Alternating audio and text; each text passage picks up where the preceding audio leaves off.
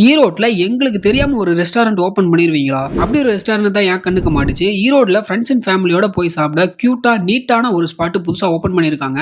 Opening ஆஃபரா Feb 15th வரைக்கும் ஏகப்பட்ட combo offers குடுத்துட்டு இருக்காங்க. எப்படி இருக்குன்னு போய் ட்ரை பண்ணலாம்னு போனேன். ஃபர்ஸ்ட் பேங்க் பர்கர்னு ஒன்னு குடுத்தாங்க. சீரியஸா இது டேஸ்ட் அல்டிமேட்டா இருந்ததுங்க. பர்கர்லாம் பாத்தீங்கன்னா இங்க ஜஸ்ட் 80 ரூபீஸ்ல இருந்தே ஸ்டார்ட் ஆகுது. சவர்மாலாம் 90 ரூபீஸ்ல இருந்து ஸ்டார்ட் ஆகுது. பட் நான் சவர்மா எதுவும் ட்ரை பண்ணல. அது முடிச்ச கையோட ஃப்ரைட் சிக்கன் சீஸ் பர்கர்னு ஒன்னு குடுத்தாங்க. அதுல சீஸ் ஊத்தி எடுத்து சாப்பிடும்போது உண்மையாவே சொல்லணுங்க, செம்மையா இருந்தது. நெக்ஸ்ட் என்னோட ஃபேவரட் டிஷ் ஷேஸ்வான் விங்ஸ். அந்த விங்ஸ் எடுத்து மைனஸ்ல டிப் பண்ணி ஒரு கடி கடிச்சு இழுத்தான் பாருங்க.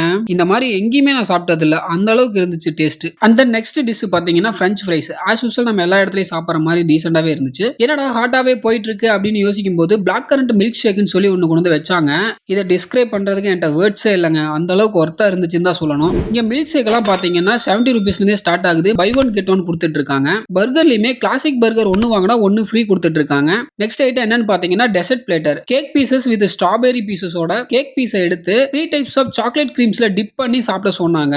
சீரியஸா இது ஒரு ஹெவன் ஃபீல் தான் சொல்லணும். லாஸ்டா எல்லாத்தையும் முடிச்சிட்டு வீட்டுக்கு வரும்போது பூமர் அங்கிள் மொஜிட்டோவோட ஃபினிஷ் பண்ணிட்டு ஒரு திருப்தியா சாப்பிட்டோம் அப்படின்ற ஃபீல்ல நான் வெளியே வந்தாங்க. சோ கண்டிப்பா வீக்கெண்ட்ல உங்க ஃப்ரெண்ட்ஸ் அண்ட் ஃபேமிலியோட போய் ட்ரை பண்ணுங்க. இதோட லொகேஷன் எங்க இருக்குன்னு பாத்தீங்கன்னா நம்ம ஈரோடு நாடார்மேடு பஸ் ஸ்டாப்புக்கு பக்கத்துல ராயல் ஓக் ஆப்போசிட்ல இந்த ரெஸ்டாரண்டோட லொகேஷன் லொகேட் ஆயிருக்கு.